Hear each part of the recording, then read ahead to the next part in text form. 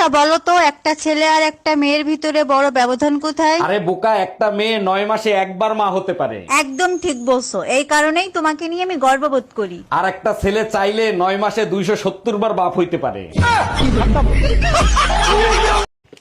মা, নিজের চরিত্র কিভাবে ঠিক রাখবো গো? নিজের চরিত্র যদি ঠিক রাখবার চাস, পৃথিবীর সকল পুরুষরা বাবের নজরে দেখবি। এটা করলে না তোমার চরিত্রের 12টা বাজে যাবো গা। এই মায়া, কই তুমি? আমি বাথরুমে ঢুকলাম, আধা ঘন্টা আমারে ডিস্টার্ব করবে না। একটু পরে গোসল করতে যাও, আমি তোমার জন্য গরম পানি করে নিয়ে আসি। আরে কি বলো, গরম পানি দিয়ে কি হবে? এখন কি শীত আছে নাকি? পুরো শীতে একদিনও গোসল করো নাই, গরম পানি ছাড়া তোমার শরীরের ময়লা কি উঠবে?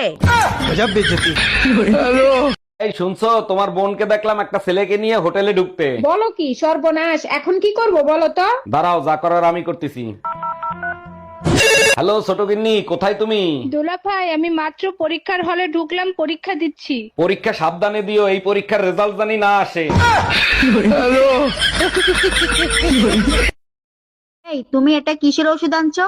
ওই ওষুধ খাইলে শরীরের ওজন কমে। এই ওষুধ খেয়ে আমার মুখে ঘা হয়ে গেছে, এখন আমি খাবার খাবো কেমনে? আরে বোকা, খাবার কম খাবা, তারপরেই তো ওজন কমবে। এই ওষুধ তো 14 গোষ্ঠীরে খাওয়াবো। মা, তোমার একটা কথা কই, তোমার বাপের বাড়ির আত্মীয় স্বজনকে দেখলেই না আমার মেজাজটা গরম হয়ে যায় গা। কে আমার বাপের বাড়ির মানুষ কি তোরে খামচা মারছে? না, সারা বছর তাকে কোনো খোঁজ খবর নাই, আমরা খাইলাম নাকি বাঁচলাম নাকি মরলাম কোনো খোঁজ খবরই নিব না। বছর শেষে যখন আমার পরীক্ষার রেজাল্ট দেব, তখন তোমার কাছে ফোন দিয়ে জিজ্ঞেস করবো তোর মাইয়া কি পাস করছে নাকি ফেল করছে। একটারেও কমো না যে পাস করছি নাকি ফেল করছি। কবি কি ভাই করছস তো ফেল। এই নাও 1000 টাকা। 1000 টাকা? 1000 টাকা দিয়ে কি করব? এবার অনলাইনে তুমি আমারে 500 টাকা পাঠাও। 500 টাকা পাঠাই দিলাম। এবার 300 টাকা পাঠাও। 300 টাকা পাঠাই দিলাম। এখন বাকি 200 টাকাও পাঠাও। বাকি 200 পাঠাই দিছি, এতে কি হলো? আমার অনলাইনে খুচরো টাকা ছিল না, তাই তোমার কাছ থেকে খুচরো করে নিলাম।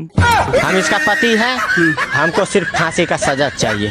অরুণ ভাই, আপনি না যুদ্ধ করতে গেছিলেন বর্ডারে, আবার ফিরে আসলেন কেন? ভাবি, অনেক চিন্তা করে দেখলাম আমি যুদ্ধ করলে কোনো লাভ হবে না, তাই ফিরে আসছি। বুঝতে পারছি অরুণ ভাই, আপনি ভয় পাইছেন তাই ফিরে আসছেন, তাই না? আরে ভাবি, আমারে দেখে ঘরের বউ ভয় পায় না, শত্রুরা কি বাল ভয় পাবে? এই মায়া, তুমি তো সাঁতার জানো না, নদীর পাড়ে গেছিলে কিসের জন্য? আমার সংসারে অত্যাচার আর সহ্য করতে পারতেছিলাম না, তাই পানিতে পড়ে মরতে চাইছিলাম। এটা তো খুব ভালো ডিসিশন নিছো, তা মরলা না কেন, ফিরে আসলা কেন? তুমি তো জানো শীত আমি একদম সহ্য করতে পারি না, পানি অনেক ঠান্ডা ছিল। আচ্ছা মা, কও তো এই পৃথিবীতে সবচেয়ে ভালো পুরুষ মানুষকে? কেডাই আবার? আমার বাপ। আমার বাপ, আমার বাপের মতো ভালো পুরুষ মানুষ এই পৃথিবীতে আর একটাও নাই। আর সবচেয়ে খারাপ পুরুষ? কেডাই আবার? তোর বাপ, তোর বাপ। তোমার বউ থাকতে তুমি কার সাথে কথা বলো রাতে? তোমার তো হাজবেন্ড আছে, আর যে বেচারি হাজবেন্ড নাই সে বেচারি কার সাথে কথা বলবে?